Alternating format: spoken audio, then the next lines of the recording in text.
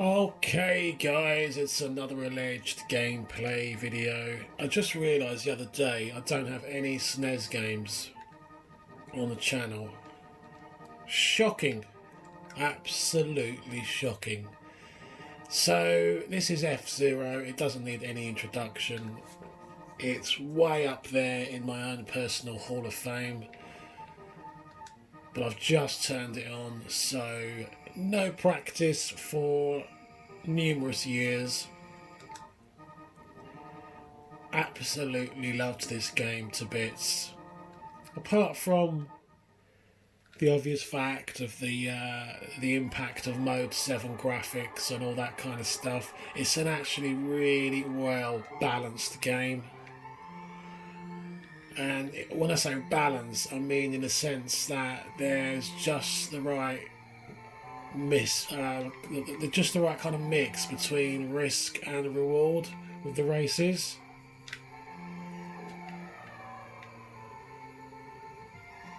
And a really nice feature of the game that really gets overlooked is that, you know, that risk, you can take those risks by cutting corners. Like when you're in mid-air and there's no invisible walls or anything else. It's just a really good game. But in saying that, I really do have major problems with the SNES. It never comes on. Whenever I turn it on, it never comes on voluntarily. So you'll either lose one channel or else you'll get no picture. Oh, I've thrown this one away.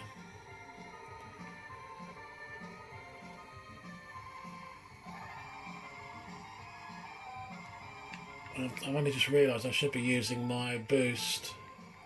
Yeah, so it's so temperamental, the SNES. But I've had to kind of reseat this cartridge at, you know, quite a weird angle to get it to even work, and it's not the cart, so I need to pull my finger out my arse really, and, you know, break out screwdriver and see what's going on with the SNES. I think it's the edge connector. Maybe it just needs a really good clean, because it does it on just about any game.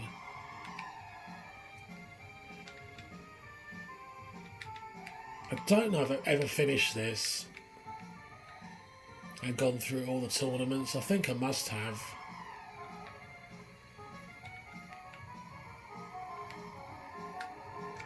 Of course, your Mega Drive could do a similar trick, but it would have costed you £300 for an overpriced add-on.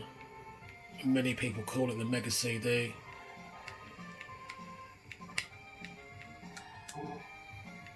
Funny though, my love for this game, I just never really cared for any of the sequels.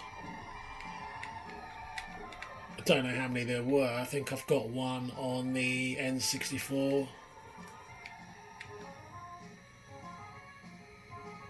You know, the N64 was never my go-to console, and it certainly wasn't a go-to console for racing games, as far as I was concerned. Yeah. That wasn't too difficult, was it? Big Blue, I think I used to like this one. Well, I liked them all, really. I mean, I think you have to admit that the whole kind of futuristic racing genre was completely hijacked, taken over, if you like, and then owned by Wipeout. You know, maybe if this franchise had evolved, gone in a different direction, I don't know. You know, some people may disagree, they may believe both games are completely different, but they're of the same genre. I think you've got to admit that.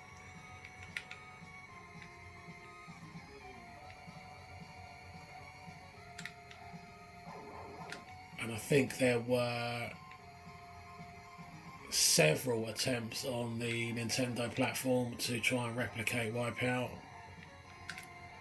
Maybe not by Nintendo, but by other developers.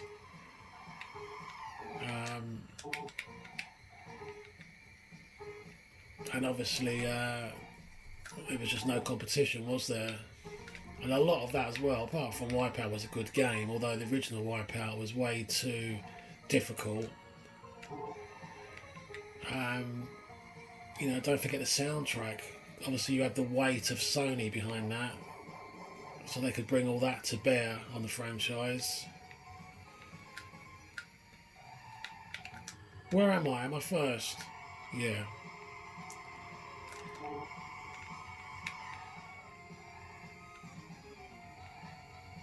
This game in particular has aged really well, and I think history is going to be quite good on you know, regarding Mode 7. I think history will judge it kindly. It's those early ropey polygon games like some PlayStation 1 games and Saturn games. They just look ugly, yeah? They lack this kind of clinical aesthetic that you've got in this game.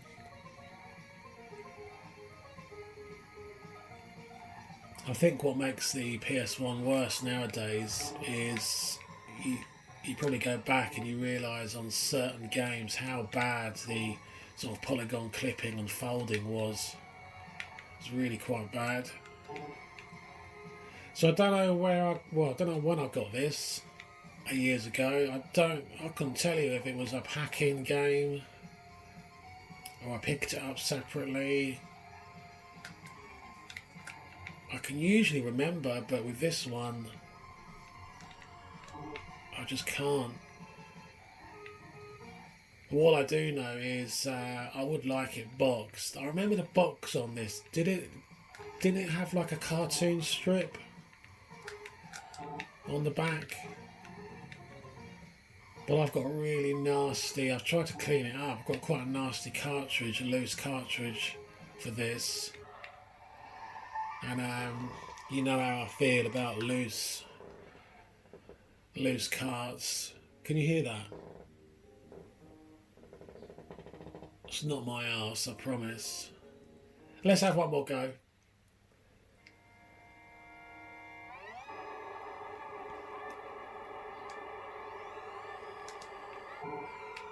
I suppose if you had to argue a difference between, you know, the direction of this franchise and Wipeout, I mean, obviously this was all about speed. And Wipeout, you obviously had the weapons.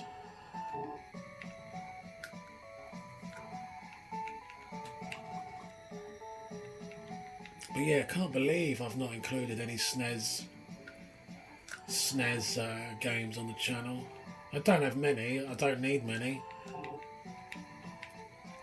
I've got a few PAL titles that I had back in the day. Luckily, a couple of them I got before everything became silly money.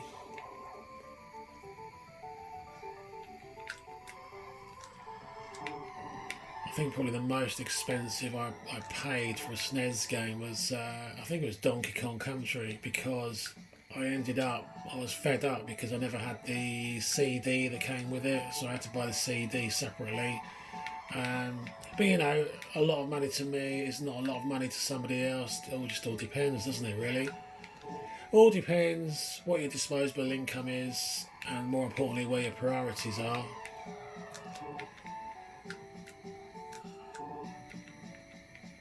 Once you start getting near £40–50 for an old retro game, that's too much money as far as I'm concerned. And I like my modern games, especially with a strong narrative, adventure, and for that kind of money, I would just get dozens and dozens of hours of enjoyment out of a modern game. But each their own. A great philosopher once said, It takes all sorts.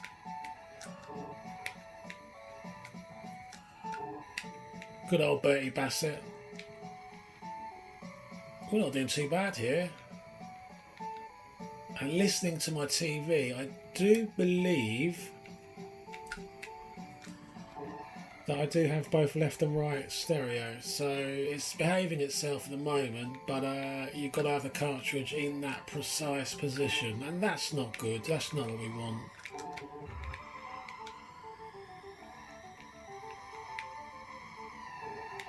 Come on.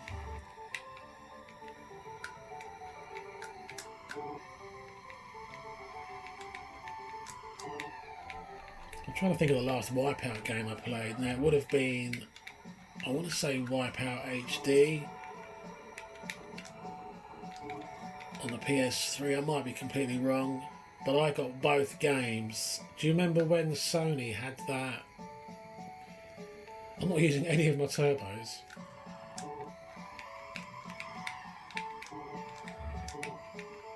Yeah, do you remember when Sony, they had that security scare and they gave if you had a PlayStation Network account, they gave you a credit or a free game or something, and I ended up with Wipeout and the expansion pack, and I did actually finish that. I think there was only a couple of races where I didn't max it out.